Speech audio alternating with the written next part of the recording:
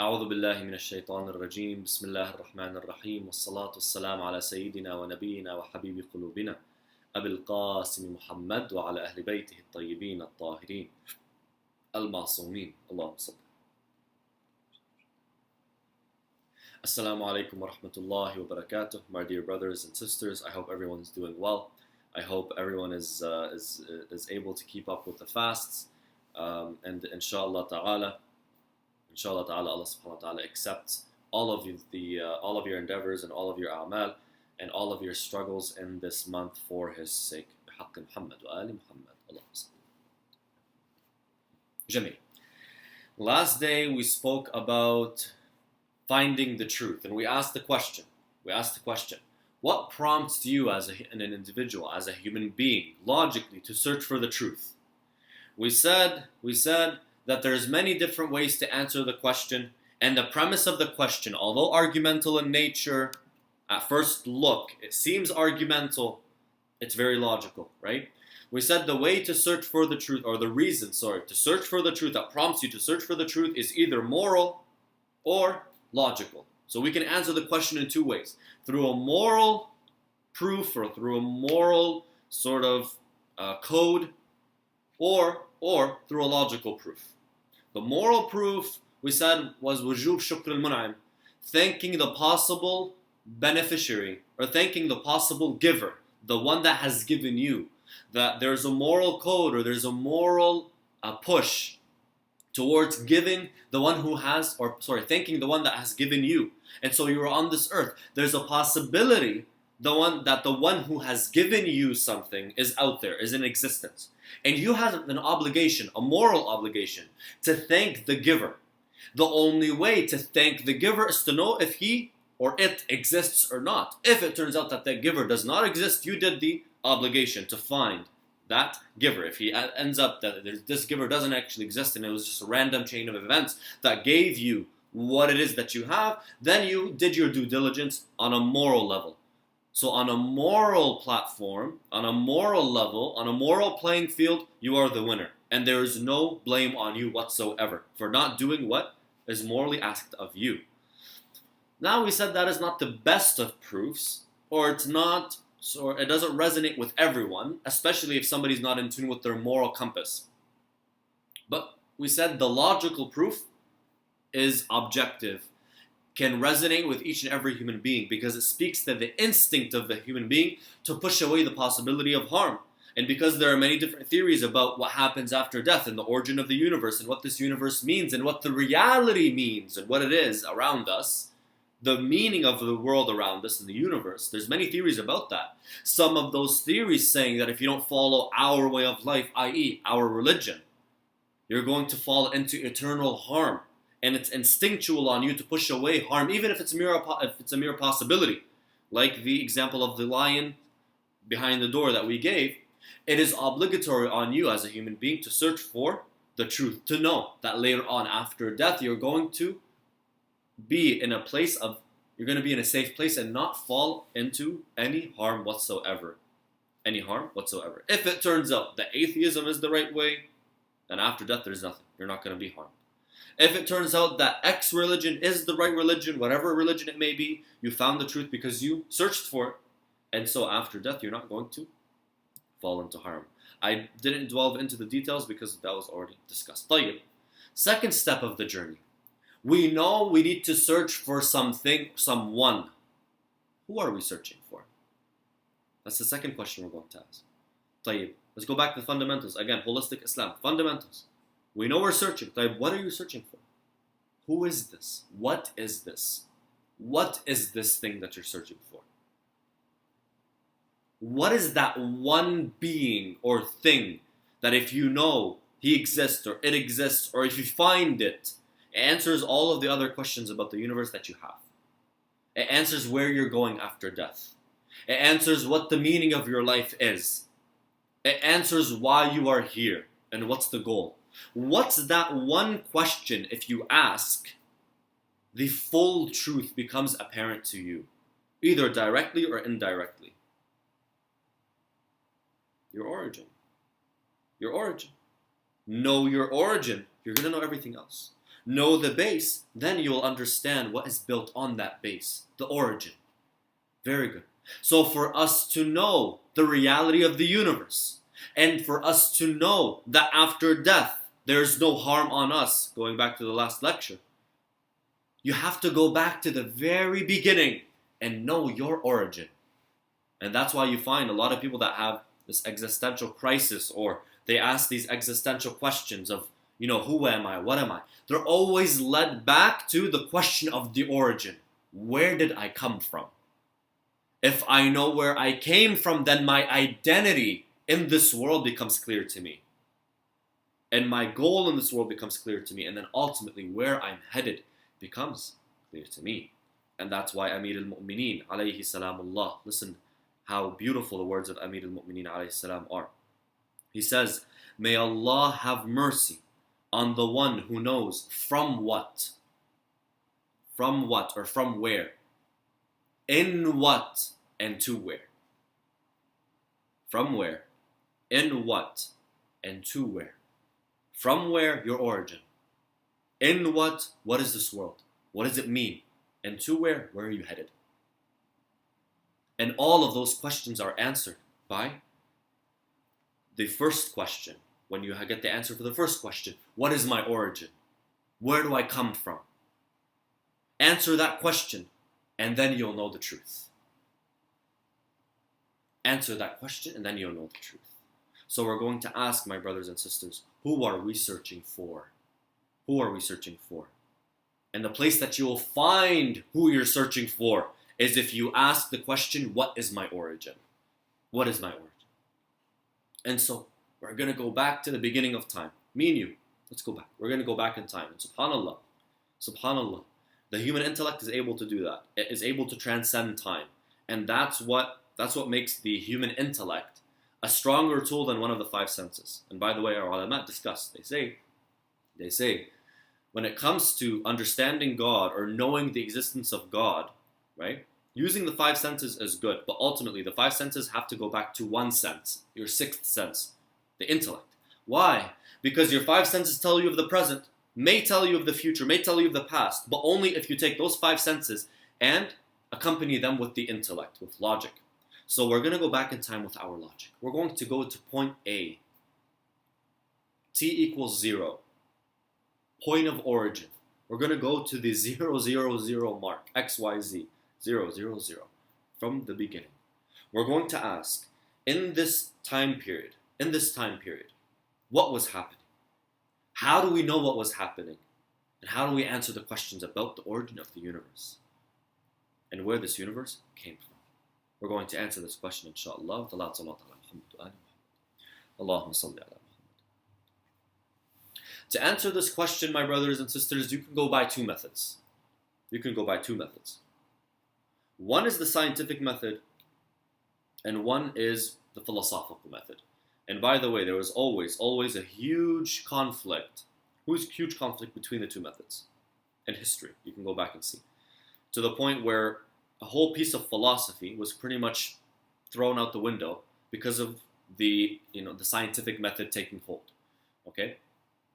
I'm not going to delve into all of this, but just in general, there's always been a conflict between the two, where the scientific method comes forward and says, you must use the tools of science. You must use the tools that science puts down and the laws and regulations of science, natural sciences, to understand the universe around you. While philosophy says you can use the intellect, and the intellect is able to tell you of the universe around you. In Islam, we actually say it's in the middle. But when it comes to this issue specifically, what two methods do we use? What two methods will tell us what was happening at t equals 0? Time equals 0. What's the method?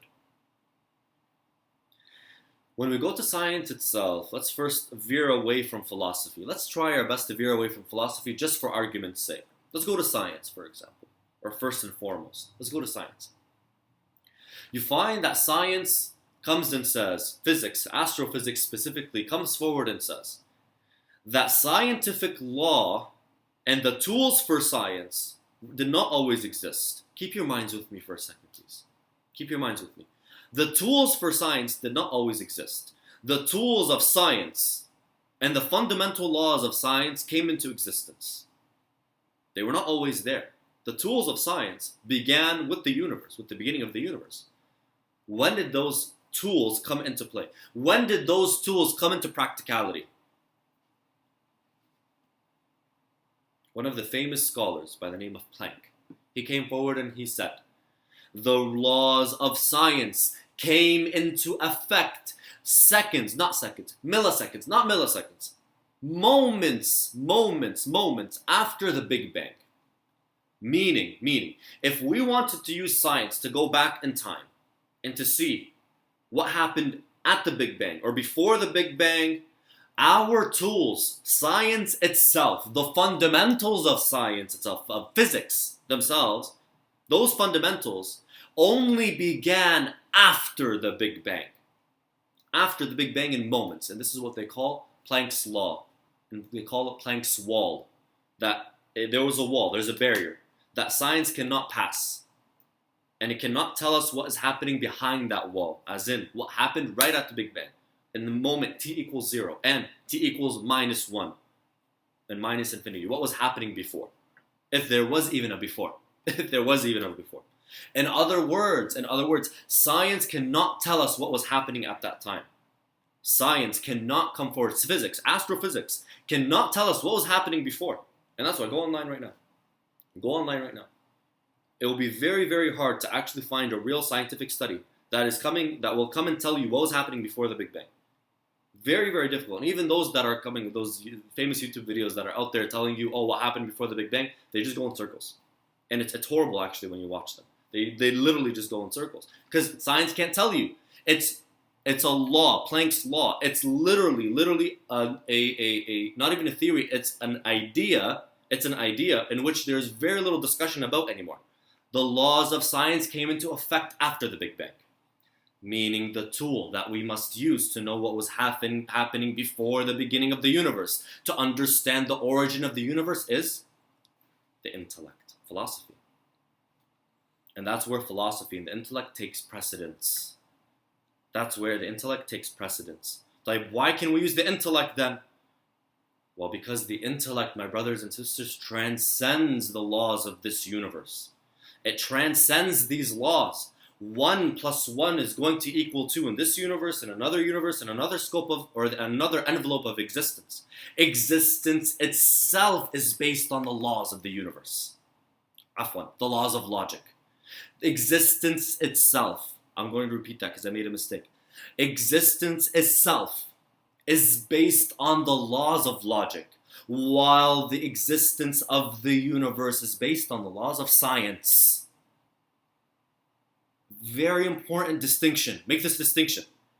The laws of the universe are based on the laws of physics, which can change from universe to universe. And this is a very, very, very widely understood idea amongst those that believe in the multiverse, where there's multiple universes. I'm not going to get into that.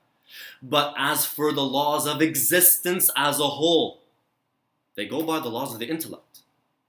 Something can't exist and exist at the same time. It doesn't work. In this universe, in another universe, in another envelope of existence, in this dimension, in another dimension, it doesn't change. These fundamentals, my brothers and sisters, the fundamentals of the intellect, don't change from universe to universe, from place to place. From time to time, they don't change. They're set in stone. Rather, they are the building blocks of the envelope of existence. Jamil. T equals 0 at the beginning. Something sparked and began this universe. Jamil. We're going to go back before that and ask, what caused this beginning? What caused this beginning? There's many, many different methods here and many, many different ways to go about proving the existence of God, but I'm going to go down to the bare bones. And we're going to use what we call Dalilul Imkan. Dalilul Imkan, the proof of possibilities, in which you come and you ask a question. What began the universe, for example? How did the universe begin, for example? You list all of the different possibilities, just intellectual possibilities that you could think of, whether they make sense or don't.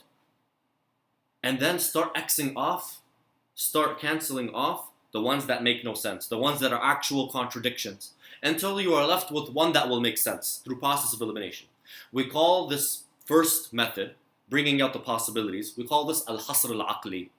Al-hasr al-aqli, where you bring up the different possibilities and confine the possibilities to these 4, 5, 3, 2, however many they be. Confinement. Confine them to these. And then start knocking off the ones that don't make sense through process of elimination. So Dalilul Imkan is based on two fundamental laws. Al-Hasr al-Aqli, confinement, and process of elimination. And you're going to see how the process of elimination is not just powerful, is one of the most powerful fundamentals of the intellect. Most powerful tools of the intellect, I would say. You're going to see. So let's begin. T equals 0. T equals 0. Before the beginning of the universe, we ask, how did this universe begin? What began the universe? The answer is one of two. Can you find me a third? Something or nothing. Can you get me a third answer? No. Because it's either something or nothing. Let's begin bare bones, guys. Let's go back. Again, fundamentals. Let's go back to the fundamentals. Either something or nothing. Don't jump ahead. Just listen. Just keep with me. Something or nothing. Is there a third? No. Because the concept of something or nothing, the concept of merely existing or not existing is binary. It's 1 or 0, on, off. There's two answers. There's no third. There's no third answer. There's nothing in between something and nothing. There can't be a what you call like an intermediate phase or intermediate envelope, an intermediate state between something and nothing. No, it's either something or nothing. It's binary. 1 or 0. On, off. That's how it is. Very simple. Something or nothing. Let's try and veer away from the idea of God. That's what we're going to do. I'm not a kafir, by the way. I'm not a kafir, by the way.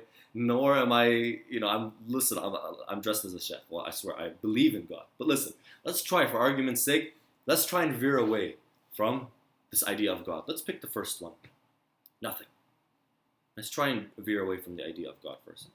Nothing. Nothingness. Does this make sense? Is there a contradiction here? Well, let's think about it. If it was nothing, I ask a question. Does nothing hold existence for it to be able to give existence to something else? Think of the question again. Think of it. Does nothingness hold existence so that it may give existence to something else? No. If I don't have $5 in my pocket, can I give you $5? No. فاقد الشيء لا يعطيه. Something that doesn't hold something can't give it. A being that doesn't hold something, that doesn't own something, can't give it. The only way I can give you my scarf is if I actually had it in the beginning. A prerequisite to giving is that you own and have what you gave. I can't give you something I didn't have in the beginning, because the meaning of giving dissolves. There's no meaning to giving if I don't actually have the thing I'm giving. It doesn't just pop. It doesn't come about. The meaning of giving is based on the idea of me having, the condition of me having the object that I gave you. Nothingness is the polar opposite of existence. How did it provide existence to the universe? That's why, my brothers and sisters, we all, as human beings, naturally know that something can't come from nothing. But if you go to the core, the reason behind it is exactly that.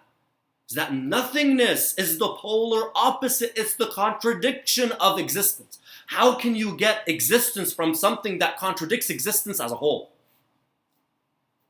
How can you get 1 from 0? When 1 and 0 are polar opposites to each other.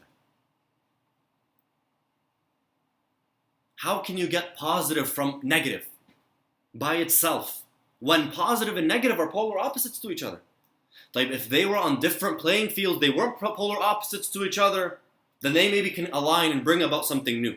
But they're polar opposites. They repel. Nothingness and something. Existence and nothingness repel. How can you get existence from something that repels existence as a whole? Makes no sense. Like we crossed off nothing. Like what are we left with? Something. We know that something must be the answer. Why? Because we did hasr. We confined the answer to two. Then we knocked off one of them. For sure, it's knocked off. What's left?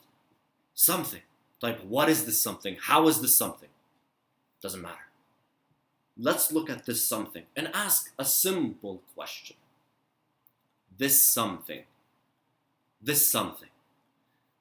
Did it need a creator? Or does it not need a creator? Simple. Simple questions. Does it need a creator? Yes. Or does it not need a creator? No. Again, another binary question. Is there a third option? Between yes and no? Between yes and not? No. On, off. 1, 0. Binary. Binary, my brothers and sisters. Binary. There's no third option. Either yes or no. But we all agree that it's confined. We just confined the issue. We just confined the mas'ala, the qadiyya. We just confined it to one of two answers. Jameel. Jameel. Again, we're going to veer away from the idea of God. So put this being that doesn't have a creator on the side for a second. We're going to veer away from it. We're going to try our best to prove that this universe can be in existence without this ultimate perfect being called God. Put that aside. Put God aside for a second. Put the idea of God aside in this situation. Oh my God, I think a lightning bolt is going to strike me down. Put that aside for a second. Let's go to the first one. That this being needs a creator. And again, we're always veering away from this idea of God. So that being that created, the being that created the universe, also needs a creator. So essentially, A creates the universe.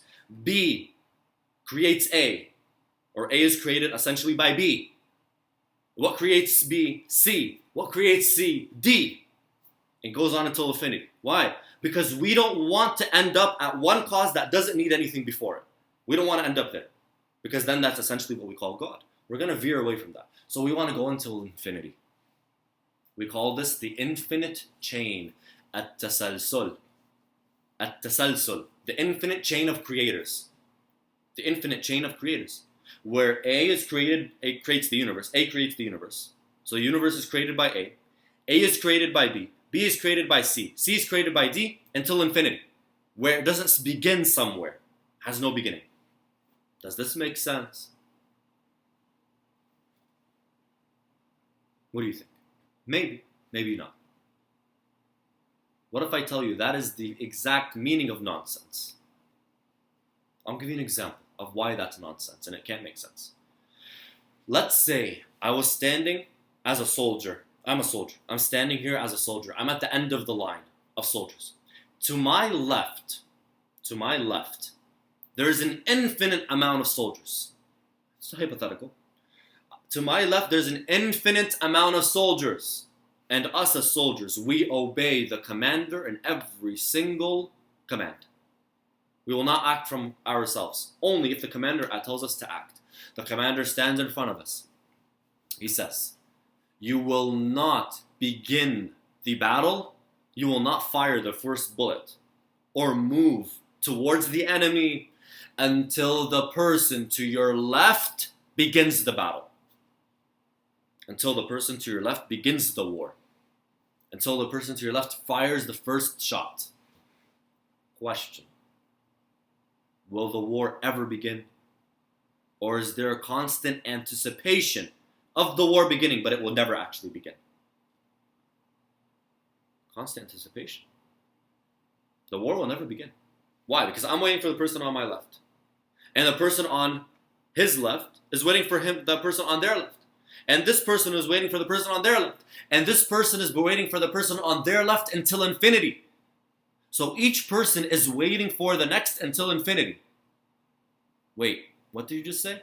Each person is waiting for the person on their left for infinity, for infinite amount. Therefore, there's an infinite amount of waiting.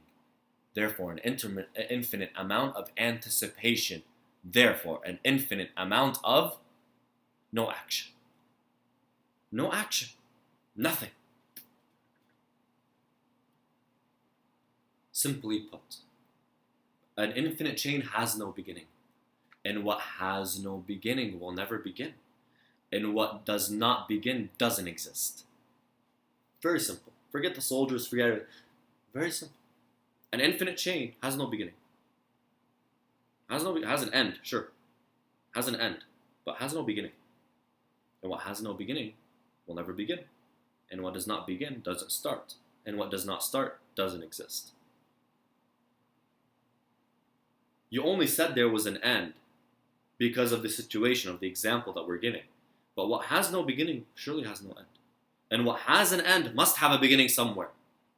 Like we X'd off the idea that there's an infinite amount of creators. Jameel. If we X'd off that this creator must have another creator until for the infinite chain, we X'd off that. What's left? The origin of the universe ultimately had to have begun from a being that does not need anything to create it. An independent, self-sufficient being. An independent, self-sufficient being. In the book Bidayat al-Ma'rifah by Shaykh al-Yazdi, he comes forward and he puts it in this way, although not fully accurate, according to many ulama, it's not the most accurate way to put it. But Shaykh al-Misbah is not here trying to be fully philosophically accurate. He's more or less trying to make it clear to you. You know what he says? He says, وجوده نابع من صميم ذاته. His existence, God's existence, this being's existence sprouts from his very essence. SubhanAllah. Look what he said. His existence sprouts from his very essence. As in his existence and his essence are one and the same. They're not two separate things. Rather, they're one and the same. So when somebody asks you, what is God? Tell them, He's the beginning. He is the self-sufficient, independent being that does not need anything to exist. And the fundamental difference between you and God is exactly that. Is that you are in need. We say faqir. You are in need while He is not in need of anything else. That's what makes Him God. And that's what makes you the servant. You are merely the servant because you are in need of God. You are the slave because you are in need. And He is the master because He does not need anything. That's why in philosophy we give Allah subhanahu wa ta'ala a name. We say He is wajibul wujud. The obligatory existent, the obligatory being, the being that must exist. While me and you are what we call mumkin al-wujud. A being that may exist. If there is a reason for him or her or it to exist, it will come into existence. Mumkin, possible. Maybe, maybe not. But if me and you don't exist, the universe doesn't fall apart. But if God doesn't exist, the universe crumbles. There's no universe. How long did we take? Again, we did this last week. Or not last week, sorry, yesterday. Last day. Doing a lot of lectures, my mind is scattered. We did this last day. Alhamdulillah. We did this last day. How long did we take? Here I have 29 and 24 seconds, 23 seconds. Jameel. All of this took what, 29 minutes? What would I tell you what would you say if I told you that the Imams alayhim salam had this entire discussion, discussed this everything that we discussed here in one line. One line. It is narrated by one of the Imams. Imam al-Rida alayhi salam, I believe it was. where a man comes forward and tells him, Ya Imam, prove to me that the universe came into being. Prove to me that there's a creator for the universe, essentially. That this universe didn't always exist. Because back then, as we said, there was this famous idea that the universe constantly was there. That has no beginning and has no end. Has no end, right? They were called al-Dahriyin or al-Dahri, right? Someone who believes that this universe has no end and ultimately has no beginning. Prove to me that the universe began. Prove to me that the universe began. So the Imam alayhi salam said, you didn't create yourself. Essentially, the universe didn't create itself. Number one. You didn't create yourself. Nor did someone like you create you. Think of it. You didn't create yourself. Therefore, you are not your own origin. Put that aside. Nothingness couldn't have created you because it's pretty much the same as you saying you created yourself. It makes no sense. It's a clear contradiction. And nothing like you created you. What do you mean like you? Nothing that needs existence created you. Because that thing will also need existence. It's just like you. The same way you answered and said, I need a creator, they will answer and say, I need a creator. And nothing like them created them. Something different than me and you must have created us. And the fundamental difference is that I need a creator, while that being that created us all ultimately does not. 30 minutes we were sitting and talking and discussing and seeing the different ideas and different theories, different possibilities. Imam Rida alayhi salam in 2 lines, 1 line. He answers it. Go to the hadiths. Go to Ahl al-Bayt. And you will find that the deepest of philosophical arguments against Allah were discussed 1,400 years ago, I promise you. And we will discuss some of them. بعون الله تعالى. أقول قولي هذا وأستغفر الله لي ولكم. أسأله تعالى أن يعفو عنا ويغفر لنا ويرحمنا. إنه نعم المولى ونعم النصير وآخر دعوانا الحمد لله رب العالمين. صلى الله على سيدنا محمد وآله الطاهرين.